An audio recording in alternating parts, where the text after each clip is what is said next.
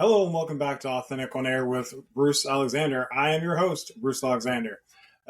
Today is the last day of season 2 because I'm pivoting my business to not focus on all ADHD parents, but to focus on ADHD business owners. And I want to talk on this episode what I've learned in my a little over a year in having my own business and why I'm making this pivot and some of the things that you can take away, whether you're a business owner or not, that'll help improve your life as an ADHD parent. So first, let's do our weekly check-in. Body. I still feel like a fat piece of crap half the time, but I have quantitative goals which help me realize that even though my body doesn't look how I want it to, I can tell that I'm improving. My walks with my kids that I take are getting longer and longer, and the way I feel whenever I get back is what really tells me that things are getting better, because I don't need to immediately sit down. I don't need to rush to the chair and, grab for relief because my back is in so much pain. So things are opening up. My body is starting to be more of a tool instead of an obstacle. So that's exciting. My relationship with myself has been pretty good. I'm getting to know myself. I'm doing the routine and schedule to put myself in power, and that's good. My relationship with God has been a little bit of a struggle this week because I thought that we'd have found a place by now. I thought that we would be living somewhere that we called home by now, and not having found that place has me questioning whether or not God called me on this, has chosen me to make this trip that I felt very called to do. And that hiccup in my faith has been hard to deal with, but I feel more on track today. It's okay to feel bad. It's okay to have doubt. It's okay to struggle. The important thing to remember is not to live in that struggle, to feel it, appreciate it, validate it, but then to move out of it, to realize that feelings are transitory. They can come and go. You need to focus on the facts of which you can prove. And I heard the message. I know that. I know that there's something strong moving in my heart that I'm supposed to be out here. And just because it hasn't happened on my time doesn't mean that it's not supposed to be. So that's something that is, it's still up in the air. It's still big. It's still daunting, but it is also that daunting means that there's also a ton of opportunity there. There's, so many things could happen that could be great. Just because I don't know doesn't mean it has to be bad. So that is my being. Things with the kids have been really good. My kids are kids. They occasionally have kerfuffle is the only word I can think of right now. They have kerfuffles that I don't love to see them fight with each other. I don't love to see them hurt each other's feelings, but our relationship has improved really well, and it is trickling down. Me being a kinder and more loving father is starting to prove dividends with them being kinder and, more understanding with each other. It's taking time, and it will take time because I haven't been a great example as a parent the entire time. And, that's something that has to be dealt with. So trying to show them the right way now. Things with Kate and I are back on track. There was a big blow up this week because I was I was doubting the path for the first time. And, in over a month and a half, I was vocal about the fact that I kind of felt like we were doing the wrong things, and I didn't feel like I was getting support in that moment. And I kind of blew up, and I didn't really control my reactions the way I would like. And I definitely had a big tantrum, and I had to go for a walk and, recollect myself and apologize to my family. And I don't even know if I've done that yet. I probably need to do that again just to make sure, because I still feel a little guilt about that. So I don't love that part. But the fact that I'm able to own it and talk about it means that I'm not hiding from those bad moments anymore, which means I can solve them. I can find solutions. I can learn how to resolve them and not be that kind of person all the time. I've already drastically reduced that kind of behavior over the last year, and I would like to completely eradicate it, but it is hard for a tiger to change its stripes. So I'm working on it. Things are getting better. Lastly, my business. This whole episode is kind of spurred on by the fact that I'm ready for a change in my business. I spent I guess, 6 months exclusively trying to talk to ADHD parents and get them to believe in themselves and invest time and energy in themselves, whether it be working with me for free or working with me through paid programs. And sometimes I can't get them to invest money to work with me, and sure, that's fine, whatever. But even the people I've worked with who have paid me, at getting them to invest the time and energy into themselves to do the things that I know that work, that I've proven to work. There's tons of evidence that work. There's a missing piece for them to invest in themselves. And it has been a massive struggle to get people to do the work for themselves. And initially, I managed that gap by trying to do the work for them. It's like, I'll give you the answers. I'll carry you to the destination. And what I found is I just built more weakness. Like, if I carry you to the top of the mountaintop and then you have to walk back down, you're not going to be strong enough to do it, because the strength that you build climbing up is what makes you the person that's able to stay there. And I didn't understand that initially, but once I learned that, I stopped doing the work for them. But I realized that the people I was working with weren't willing to invest themselves into themselves. And I don't think it's because it's the wrong people. I think it's the wrong time. I don't think I'm catching people in the time in which they are ready to make the change in their lives. Like, I'm trying to convince them that it's time to make a change whenever I'm supposed to facilitate the change. You're supposed to be ready for things to change. I'm supposed to help facilitate that. And I think that that's going to be much easier to do if I'm working with ADHD entrepreneurs, people who have already shown that they're willing to do work to build something for themselves. It's not even about the money. It's about people who are willing to put in work to make their lives better.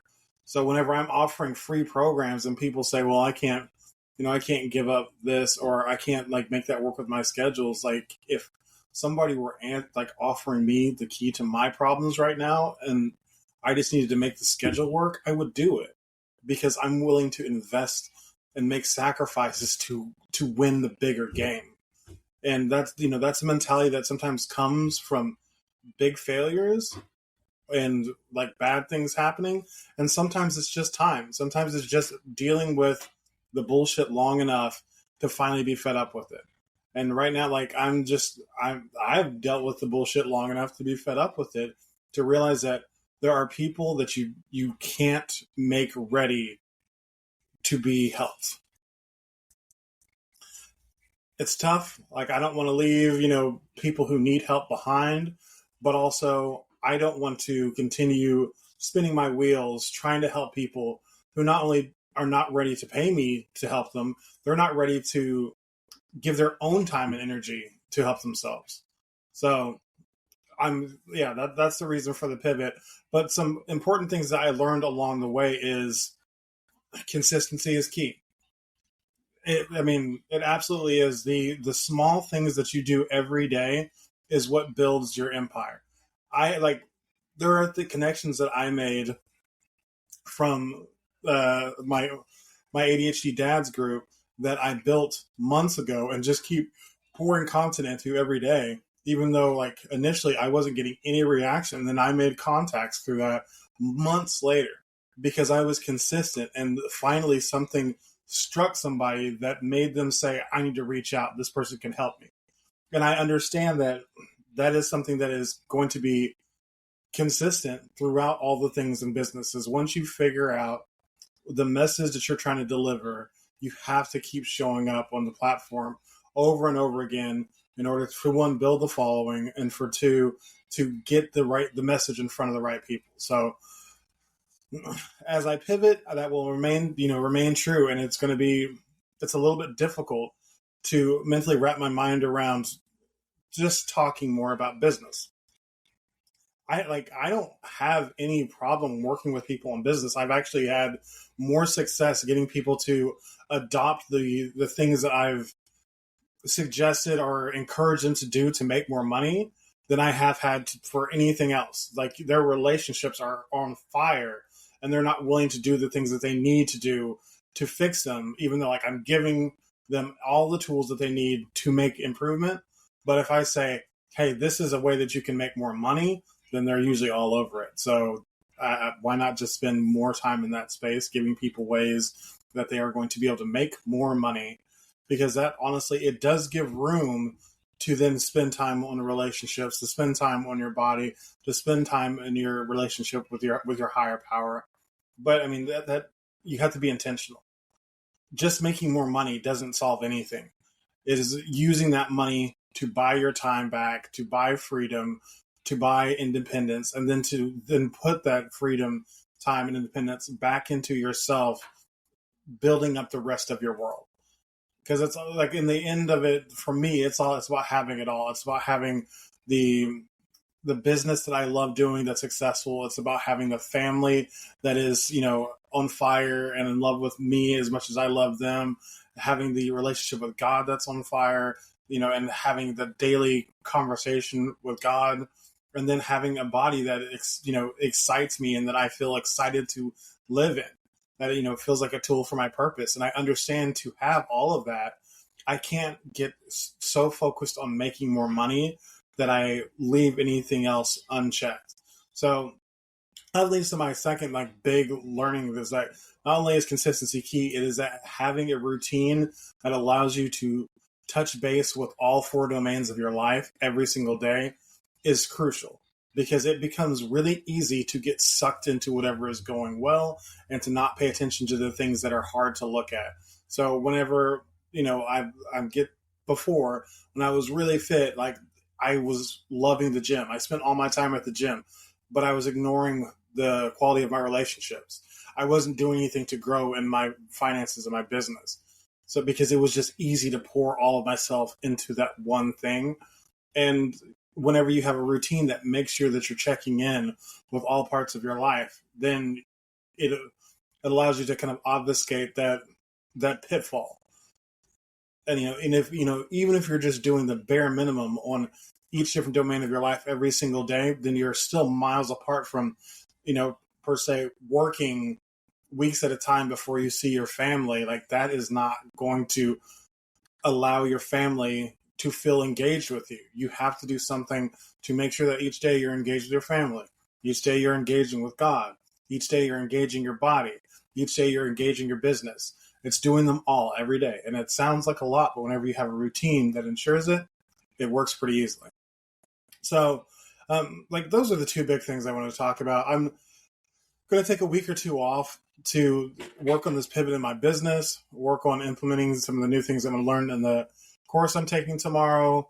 Hopefully this, putting all these pieces together that I've learned is going to really help me as I pivot into this business world. I've learned all about building funnels and marketing.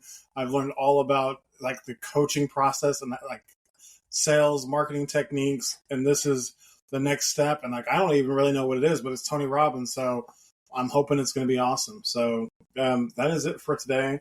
Thank you so much for joining me on Authentic on Air. I hope you'll come back for season 3, in which I will talk much, much more about ways that you can make more money while growing closer to your family, whether it's through improving at your current job, starting your own business, or just growing your own business. Those are the things I'm going to focus on, and I'm going to give them an ADHD, twist, because regular mainstream philosophy doesn't always work whenever it comes to the ADHD mind. So being an ADHD entrepreneur, I have learned some ways to tweak those things that make them a little more applicable to the regular ADHD person. So stay tuned for that. Please follow, and share if you enjoy this content, and help me reach the people who need my help. Bye.